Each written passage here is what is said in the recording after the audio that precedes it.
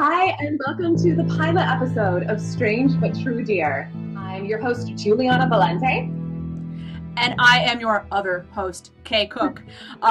We are remoting our podcast intro hellos because Juliana, who I'm going to switch to right now, is many, many states away from me. We're both, well, as we've said, we're both working actors and we're both working on projects right now. So to give you guys the hellos and greetings, we are relying on the fondest technology that we have in front of us. But we're super excited to get this project started. And it feels at this point like we recorded this episode, I don't know, Juliana, 10 years ago?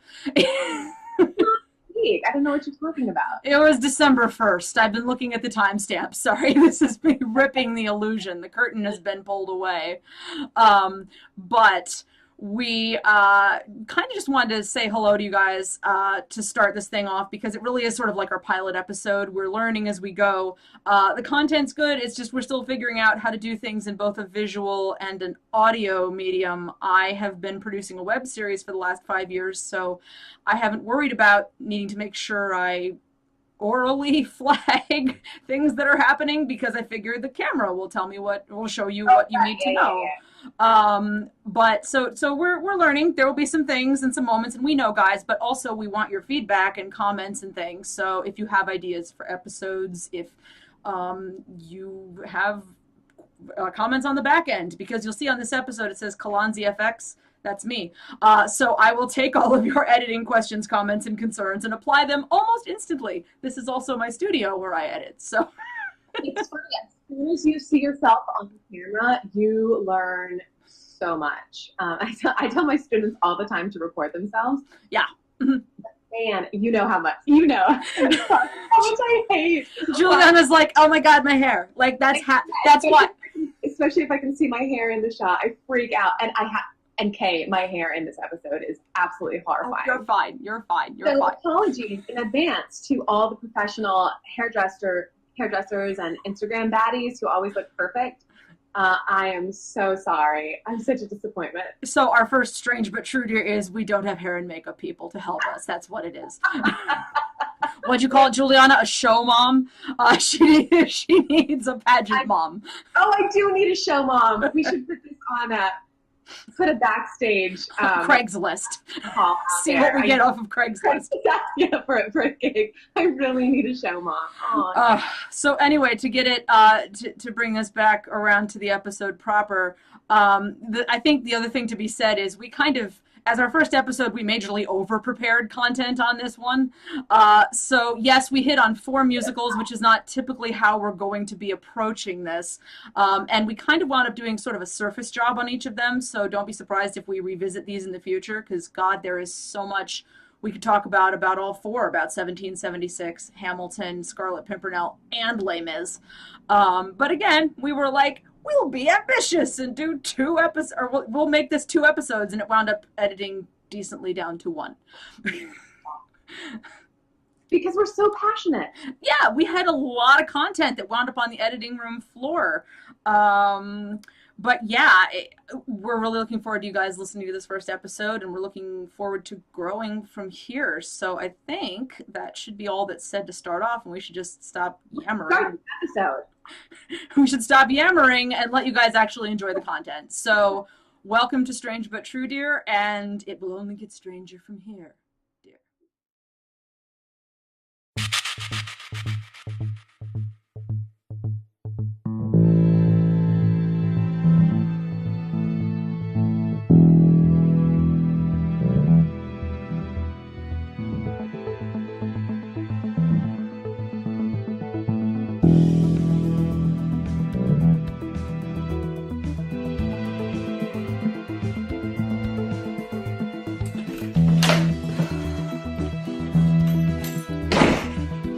What a day. Same here. You ready? Please.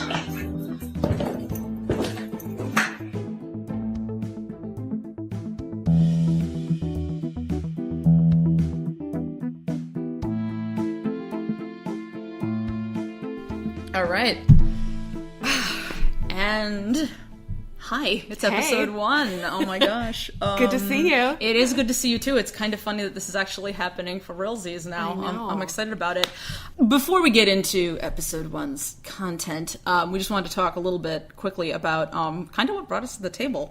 I am a musical theater actor. I did that whole move to New York right out of college and going to auditions and being told over and over, oh my God, you could sing this role tomorrow, but you just don't look it.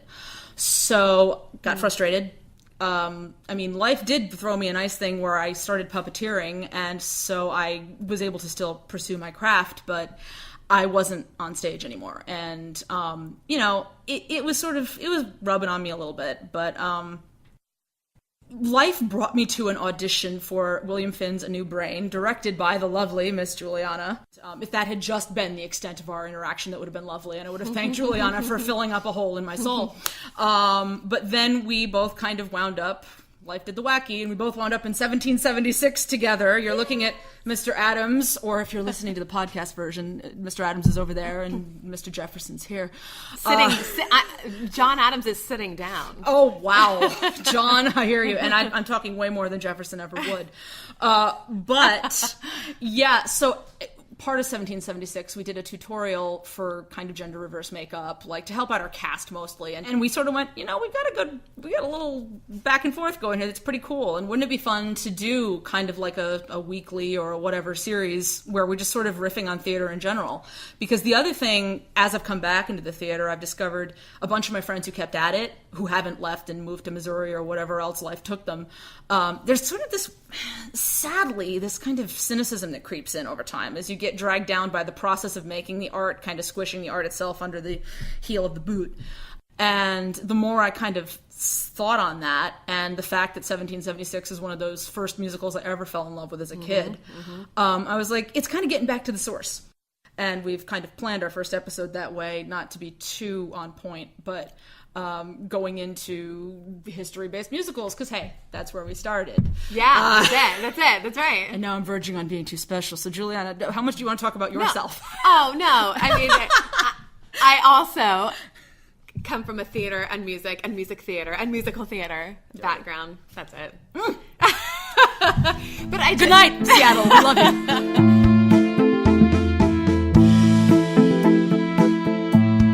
So American history was, my dad loves both. He loves musical theater and American history. So 1776 was one of those shows that I feel like I just sort of grew up with as a huge fan. Like I adored every guy who was in that show. William Daniels, Ken Howard, Howard Da Silva. Fundamentally, 1776 shouldn't work from your story, your rules of musical theater.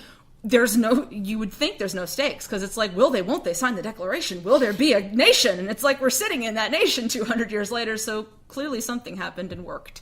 But what they managed to do is make it more compelling from other standpoints, so you learn exactly what went into getting to that point. Yeah. The thing when you're talking about a large era of time, a large spans of time in anything, is, and to make it compelling for theater, is that balance between, well, are we having American history lecture here? Or are we trying to tell a fun musical theater piece that'll make money and make people happy? Yeah. So you wind up condensing a bunch of things. You assigning certain roles to people. Rutledge was not actually the head of this. Well, I'll sink the Declaration if you don't take slavery out of there. Yeah. That wasn't what he did. He was actually much more a passive delegate who was like, hey, if they're in, I'm in, but not. Almost like North Carolina is portrayed in the show. Right. And interestingly, John Dickinson, who is also portrayed as the villain of 1776, actually co-wrote a piece with Jefferson just ahead called The Necessity of Taking Up Arms. Yes, right. So he was more into it which is quoted in the... exactly. It's interesting. I was like, which I wrote with that guy over there. But it's distilling this big amount of history into the forms that we recognize within musical theater. I think what it was a step away from your traditional musical in a lot of ways, like... Well, the book. Yeah, totally the book, because it goes into a 20-minute mini play that breaks out between numbers, and shows were like, that was like what you didn't do. If your book started to do that, you went, oh, crap, I just came off the rails. We need to drop a song in here somewhere Yeah. now. And it's actually to the credit of the original creative team that they didn't do that they weren't like, we need to have a song in here right now to break up this scene. I've had friends even now who sit and see if the production is well done going, I didn't know that went on for 20 minutes. I was like, yeah, between The Lees of Old Virginia and Dear Mr. Adams, close to a half hour elapses. And I don't know that even now, like modern audiences, I don't think they could. We're not clocking stuff like that. I mean, Hamilton through composed, amazing. Well, the 80s did a whole thing to our expectations of musical that's theater right, in general, that's right. because sung through musicals, when Andrew Lloyd Webber hit, suddenly that became the thing you did, even if you didn't really have the composing chops to do it, you did it anyway. We can have a book here, guys. It's okay. You don't have to sing everything. But one thing I love about 1776, the show and the movie, is for the first time I got and continue to get how this was treason. Yeah. This is a big deal, and this is personal. Like, I don't know that I could sign a paper saying, Come hang me. Yeah.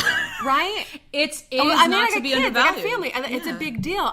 It's a really big deal. And then to make those people, these founding fathers, real people, and then saying, and so they were committing to treason when they did this, and leaving us there. You know, I think this is incredibly successful on that point. But then what Hamilton I feel like is so successful at is, it gives us Act 1.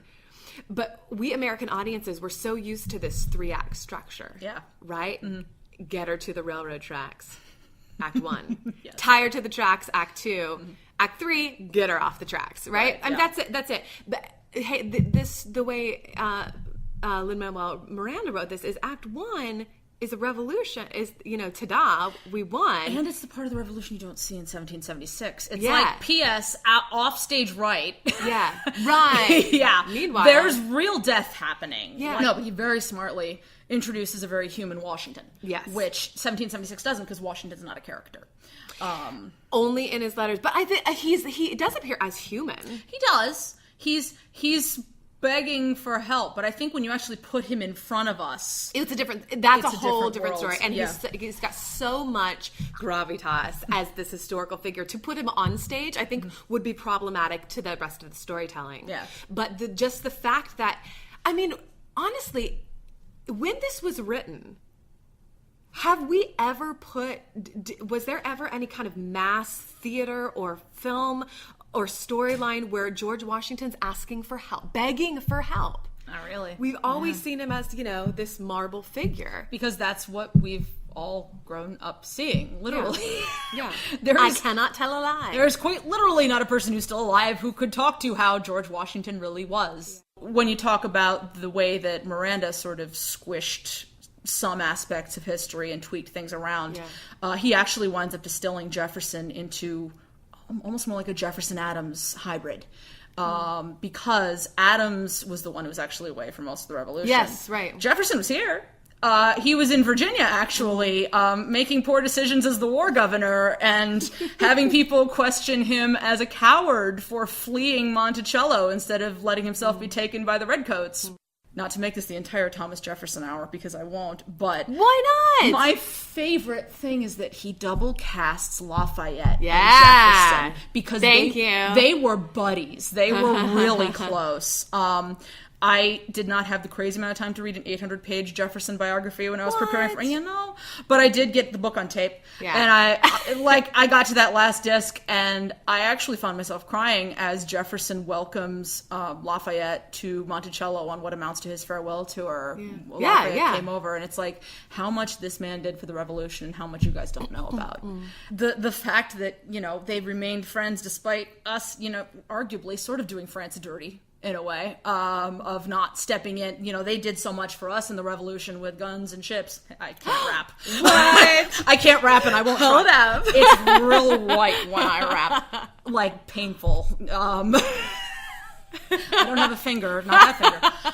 It's interesting, because outside of just 1776, I've been looking at all these other pieces that were done around 1976 when we had our bicentennial. And Alexander Hamilton, in, for instance, the Addams Chronicles, which was done for PBS, is basically a mustache-twirling villain. He is, oh my God, he has the music and the mood lighting and the sitting there looking over the notes that have been cribbed to him about what Jefferson said. And I was like, wow, okay. So really, in a lot of ways, Hamilton needed this PR bump. No one had ever taken that sympathetic light towards him. At best, he was sort of treated meh. Actually, now let's also say, having the audacity to be like, in my rap musical, we're going to talk about how party politics began in the United States. This is something I'm so hugely passionate about. And this is all, for Hamilton fans, this is all very, very obvious. But like the fact that to make it relevant, like these are personal convictions. Yes. These were personal arguments. Based on their life. Jefferson didn't want to have a king, crushing him down because, hey, he'd lived under that. That's right. And Hamilton was like, we need a strong government because I've seen what happens when you're kind of left out in the ocean and a hurricane blows away your life. Exactly. So we have nothing, like, let's say that if this musical was not written for anybody but those 7th grade U.S. history kids, thank you. Yeah. Because totally. We think of those conversations as being just so dry and so what do I need to know for the multiple choice? That's Which right. ones are going to be on the Regents? Yeah, but like these were incredibly impassioned speeches, and the only thing we have to compare this to in our current American culture is like straight out of 9 Mile, right? We can relate to that kind of argument about, when it's pride and when it's about protecting you and yours. We get that. Mm-hmm. So to obviously make these cabinet debates as these epic rap battles could not be more perfect. It's ideal for this generation. Yeah. I am incredibly inspired by hip hop artists. It also helps me be painfully aware of my privilege.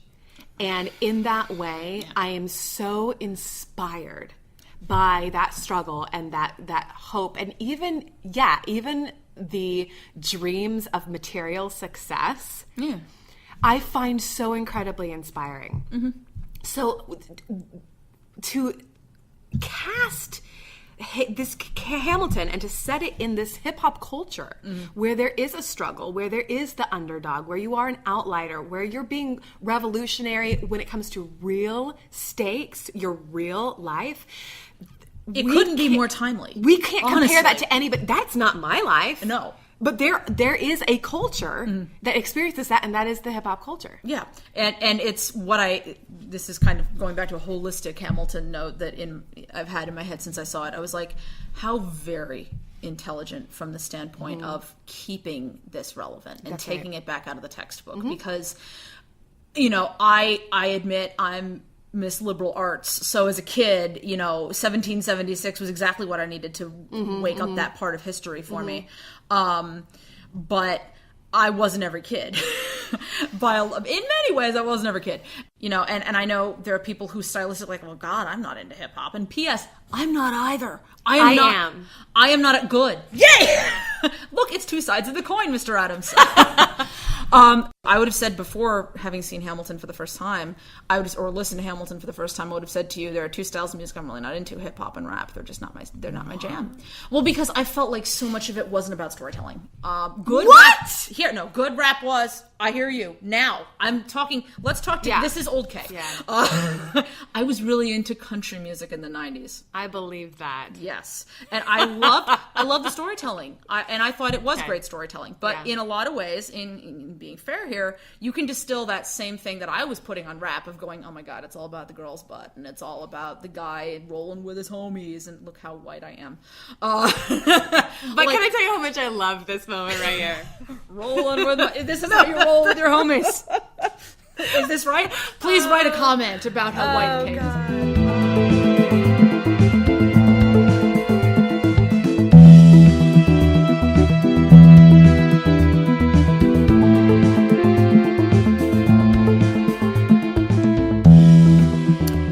Jefferson comes back, it's not like France just stopped happening. And it's not like musical theater stopped caring about France either. No. No, musical theater, in fact, has had a goodly time in France. And that's where I'm turning the table around, because Juliana has had the benefit of...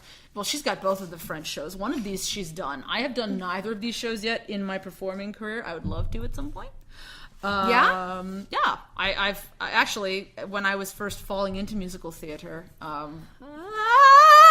Pimpernel, literally. I love Scarlet Pimpernel. And the fact that you've done it, and not only that, you played Marguerite. I'm like, dude, man, I really love. So we're talking about France in musical theater now. Yeah. Similar time frame. So about the time America, won the revolution and starts building their France. Fell apart. One thing that's so. Okay, I am not a historian. I just like history, so please correct me if I'm speaking naively. But the French Revolution is so much messier. So 1776, Hamilton, these are historical events, real people. Scarlet Pimpernel, and then I'm going to talk about Les Miserables in a moment, were works of historical fiction. So the setting is in a true historical setting, but the characters are based loosely on real people or completely fabricated. Now, what's cool about the Scarlet Pimpernel, I read it, I think it was in junior high. I'm thinking 6th or 7th grade that I read the Scarlet Pimpernel. I did too. Yeah, it was one of my favorite. It's the first book I remember being like, I love books. However, Scarlet Pimpernel started as a play first. Yeah. And it was written. And what's so different between these two musicals, they address directly the class wars. Correct. Even though they're not taking place in the same era. No. hey, musical theater kids just getting in, going, hey, we'll talk about this. It's not the same French Revolution. Yeah. The events of Scarlet Pimpernel take place in the fall of 1792, which is smack dab in the middle of the Reign of Terror, where the aristocracy is getting their heads chopped off by Madame Guillotine on the reg. Daily. On the reg. Yeah. That's the backdrop. But what's so likable about this piece of historical fiction is the history really kind of takes a backseat to the human drama, and you really get this in the book. I haven't been able to get my hands on the play, the original play. If somebody has it, please send it in. I would love to see it. Not just a comment on the video, like it isn't. If someone could shove it through, I would be so happy. I don't have modems anymore. I'm old. What makes Scarlet Pimpernel important is not that it's covering this period of history, but that it was the beginning of spy fiction. And the idea of the gentleman spy. This is the James Bond, Batman. The gentleman spy starts with the Scarlet Pimpernel. Yes. And I think that the musical really captures the whimsical... Yeah. Playing with the superhero genre. Mm-hmm. And I think, again, speaking as a director, if you take that channel and drive that bus to the end of the street of saying this is a superhero genre instead of this is historical fiction, right? I feel like it will be more successful. Yeah, because along the reason it was so the Scarlet Pimpernel was a whole novel series. Yes, I mean many books.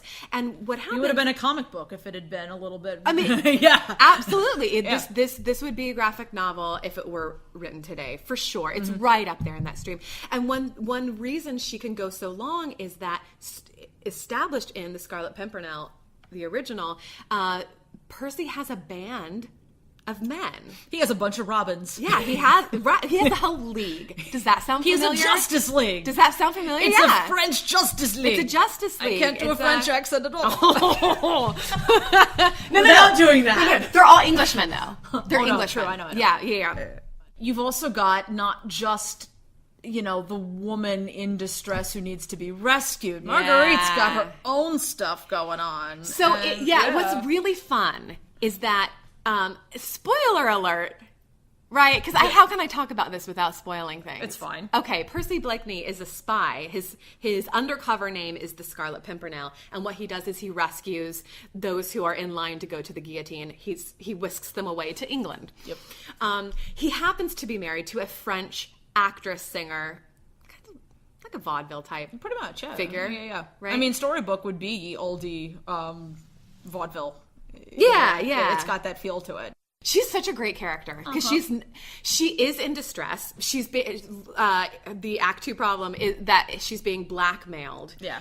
To find the identity of the Scarlet Pimpernel, who is person she's married to. She doesn't know that. In exchange for her brother's life. So she is in distress, but it's not because she's a damsel. And talking about, not to again jump forward here a lot, but like what Wildhorn did, I think his style fits so well with a story like The Scarlet Pimpernel because he does have that high romantic sort of gut feel in him that didn't marry quite so well with like a Jekyll and Hyde. Yeah. And there is, like, this story contains camp. Mm-hmm. And he can totally go there with you things just like go, all you the creation of man, and it totally gives him that canvas that he can be primary colors, broad strokes on, and it fits. It does, yeah. It fits well there. You know, Wildhorn will never be accused of being subtle, ever. Yeah. No, it's when it comes to and actually, as much as you're saying, Pimpernel is much more character piece with the history and the background. In a lot of ways, it's even more so for Les Mis because it's period from the standpoint of it not being happening right now. But that is even more of it's the characters, it's Valjean, it's Javert, it's people and places. Yes, the book Les Miserables is actually 5 books. Yes. Massive novel. I'm familiar. Here. I committed to reading the unabridged version when I was in junior high. Did you actually read it?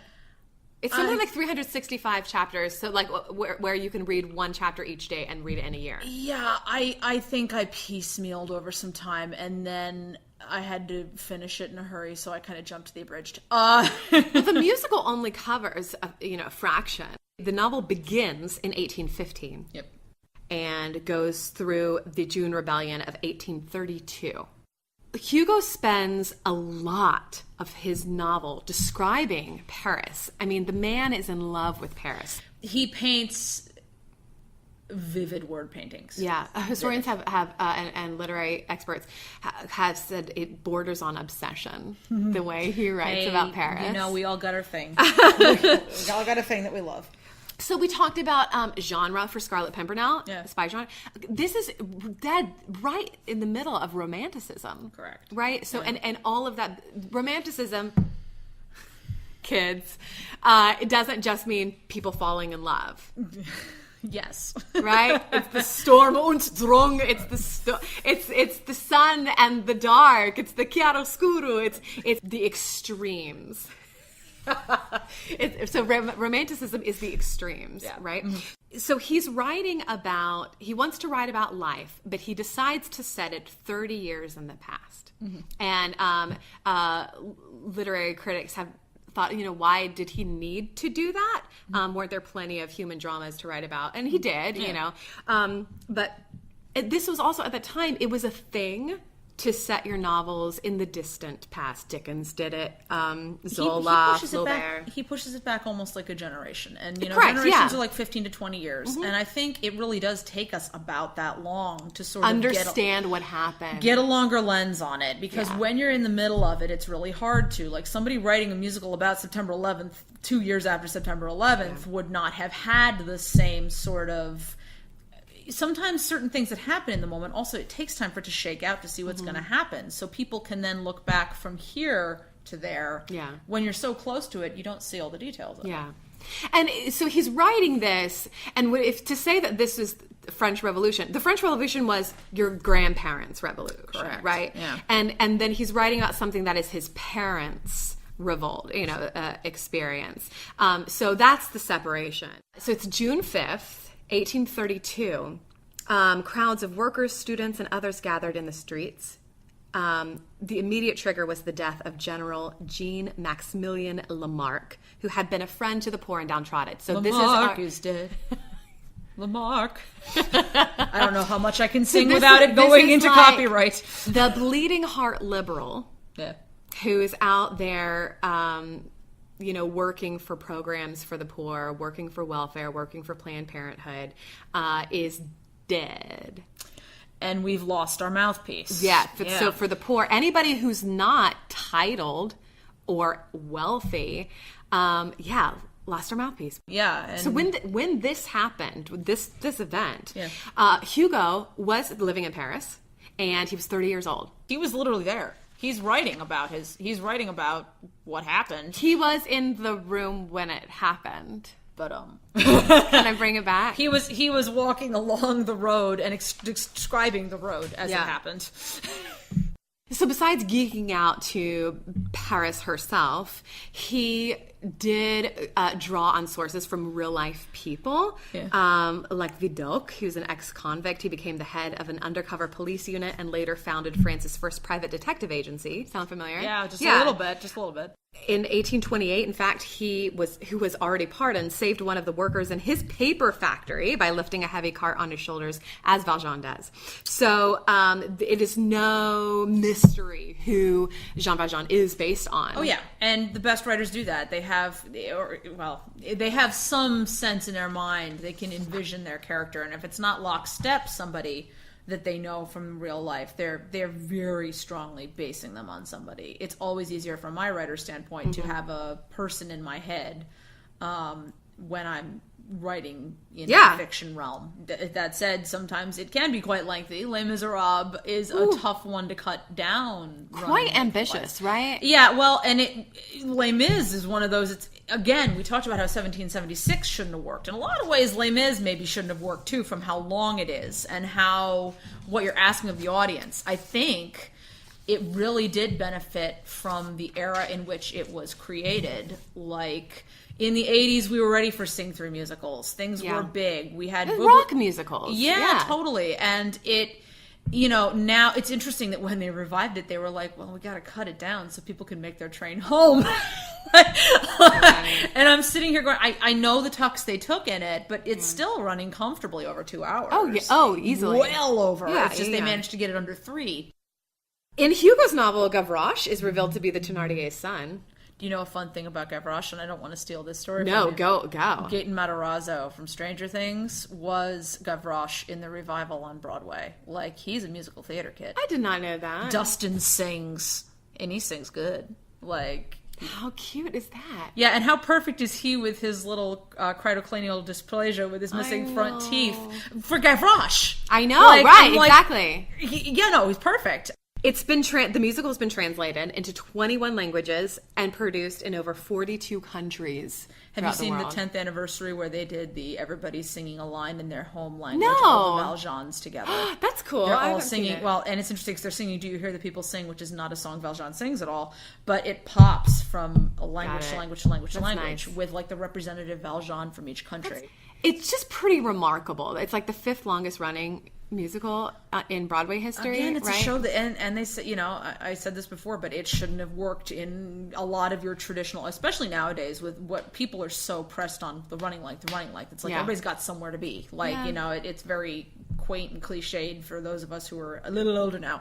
To be like, you kids are in such a hurry. But you know what? Maybe that will go away. Like the way with like Netflix and Binging. Amazon's strange streaming series now. Okay, maybe it's 40 minutes. Maybe the next one is 53 minutes. Maybe we'll go crazy and make a 105-minute episode. Yeah. I think it's one of those little truisms of storytelling is if it's really compelling enough, you can get people to sit as long as you've wrapped it the right way. Yeah. And knowing when to cut it off. This isn't a comment on our running life. Oh, God.